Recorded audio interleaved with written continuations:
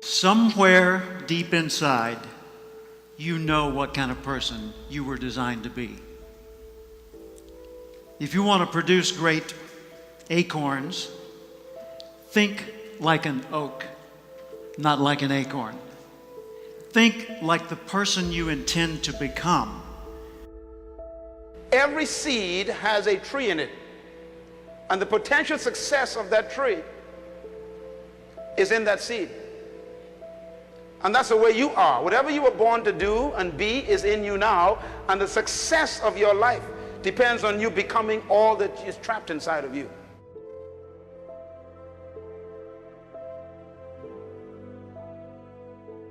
What kind of seed is in you? I believe part of our responsibility in life is to find out who we are.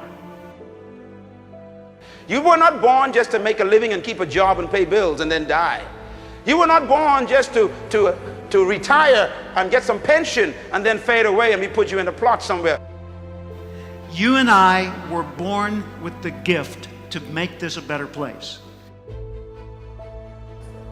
Our circumstances and situations did not lend itself to us being successful.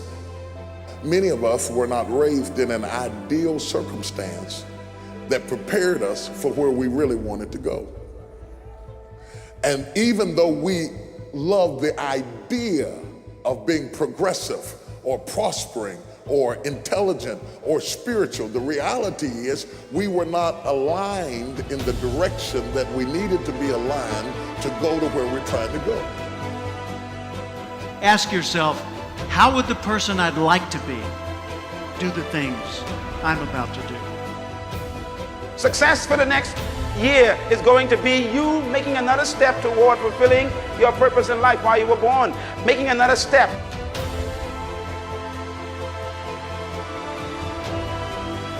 Work to your potential, not your quota.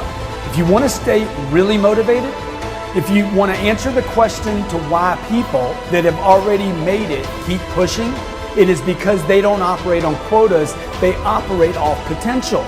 They're driven to reach their potential. This is also tied to their ethical obligation. They know what they're capable of. Nobody can tell you what you're capable of. You're the only one that knows. Work to your potential, not just a quota, and I promise you, you will be on fire day and night. I never expected to be anything but ordinary. I was raised to be nice and ordinary.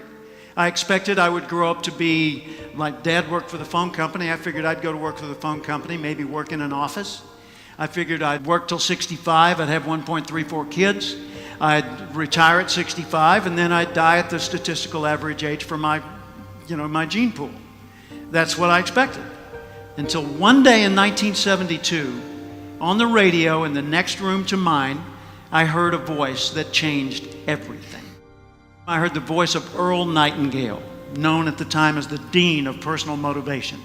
He said, if you will spend 1 extra hour each day studying your chosen field, you'll be a national expert in that field in 5 years or less.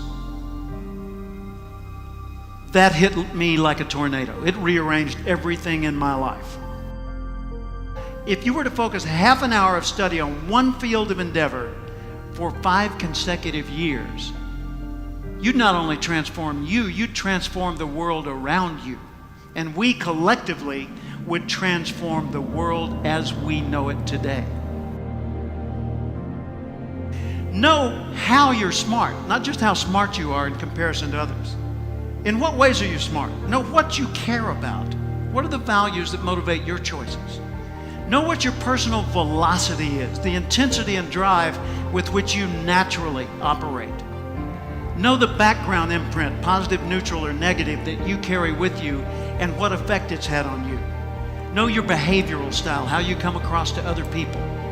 Know the patterns in your choices so that you're continually learning more and more about what it's like to be you so you can do an even better job of it.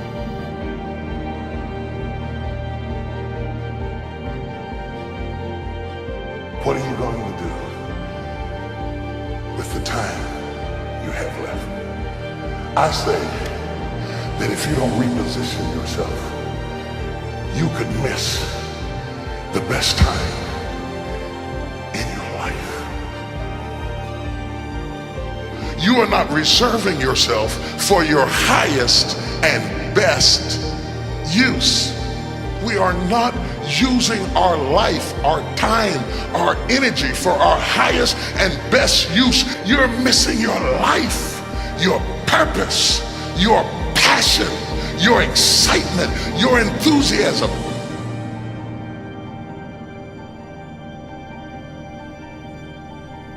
Ask yourself every day, how would the person I'd like to be do the things I'm about to do?